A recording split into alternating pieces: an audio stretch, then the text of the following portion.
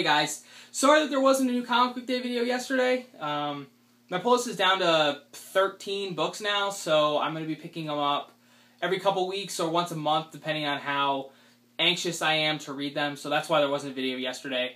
And also, I apologize for a lack of commenting on my own videos and also commenting on other people's videos. I've been super busy with work stuff going on lately and some other personal things going on, so that's the reason for that.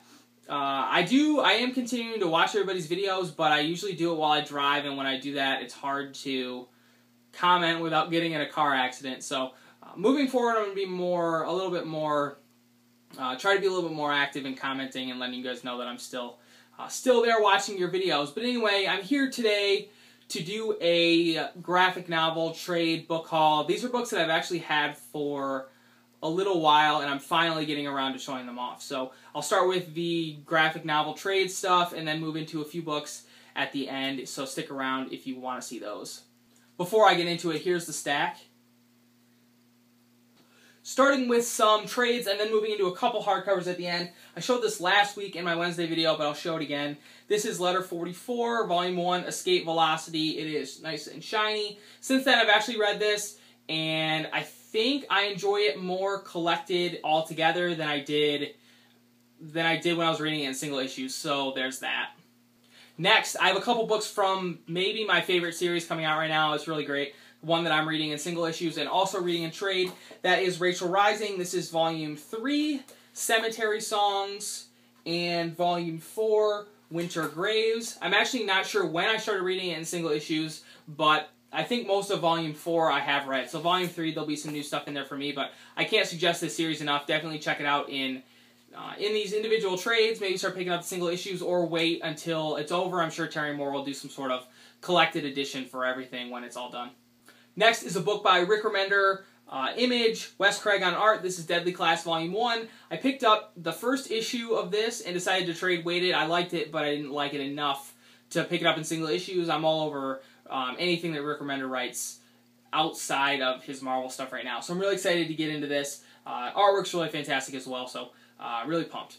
And next, this kind of makes me sad because I dropped this book in single issues, and this is a book that I really liked a lot. This is Teenage Mutant Ninja Turtles, Northampton, Volume 8.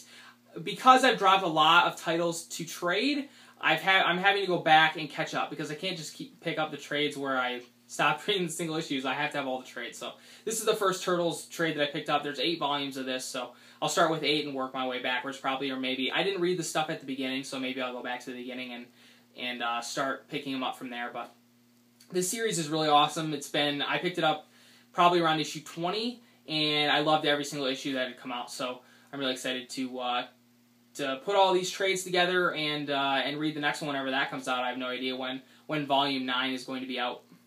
Next, I have a couple hardcovers from maybe one of my favorite series. If I were to suggest a title that's ended to pick up and trade, to catch up and read, this would definitely be it. This is Lock and Key, Volume 4, Keys to the Kingdom, the hardcover.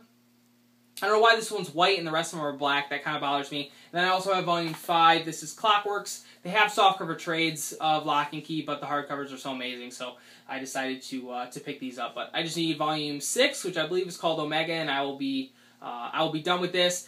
I would give you a plot synopsis, but I feel like I would butcher it and I wouldn't do it justice. So if you're into horror or thriller type stories, this should be at the top of your list to check out. I know a lot of people have, high praise for Lock and Key, so that should give you some idea of how good it is. But Joe Hill does an amazing job on this. Gabriel Rodriguez, an amazing job on the artwork, fits the story perfectly, so definitely check out Lock and Key.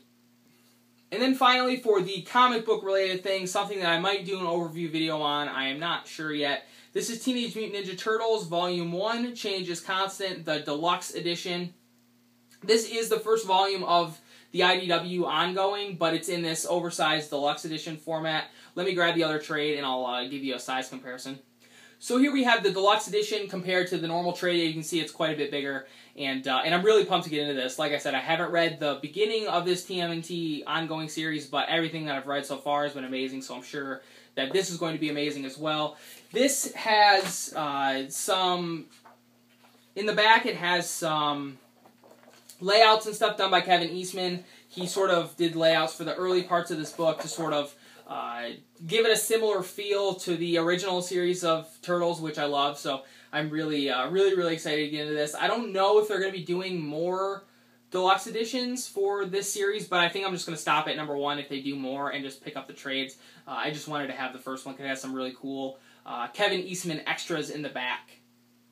As I've said before, I'm working my way through a list of essential science fiction books, and this is pretty much at the top of most people's list, maybe not at the very top, but pretty close. This is Isaac Asimov's The Foundation trilogy, collecting The Foundation, Foundation and Empire, and Second Foundation. You gotta respect this for what it means to science fiction, but I had a really hard time getting into it because Isaac Asimov has a really mechanical writing style, and I don't think it aged very well. Some people might enjoy it a lot, but it wasn't for me. I think when I finally decide to get to Foundation and Empire, I might try listening to it on audiobook and seeing if that does it any justice, any more so than my reading it would. But I did enjoy the first book. Like I said, it was a chore to get through it, but still happy to have picked that up. Next, we have another science fiction essential. This is Dune.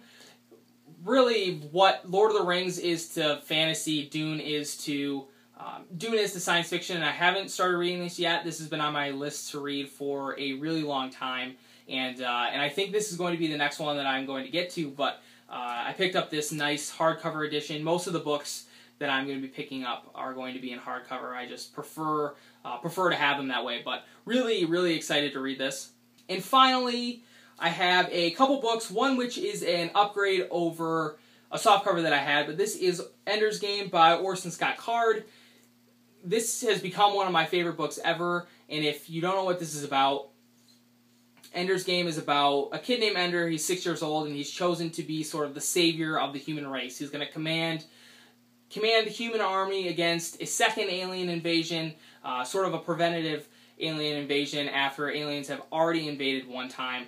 His training is difficult, it's hard on him, and as someone who's really interested in psychology, it was great to see how that sort of changes him mentally. They take him off to this battle school where all these other kids are part of armies and they're sort of fighting each other, and in the end he's left to try and defend the human race against these aliens. So if you haven't read this and you're into science fiction, this is something that I would definitely suggest. Like I said, one of my favorite books ever, and there's something that happens at the end, actually a series of things that I didn't see coming at all, and they sort of blew me away. So Ender's Game really suggests that. And then also a hardcover edition of Ender's Shadow, which is a parallel novel to the first book. This actually tells the same story from the perspective of another character, and that character is Bean, who is another boy that Ender meets in battle school.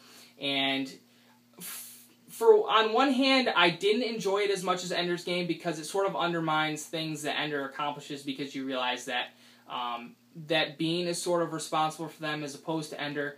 And but it's interesting to see the story from a different perspective and to see the main character Ender progress. And Ender's Game takes place mostly inside Ender's head, and in Ender's Shadow you get to see it from the outside. So I would think that not exactly essential reading if you want to read Ender's Game, but definitely a book that I think complements Ender's Game as well. And you could probably read Ender's Shadow by itself without even reading Ender's Game. But super awesome books. Definitely highly suggested from me. And that's it for this book trade haul.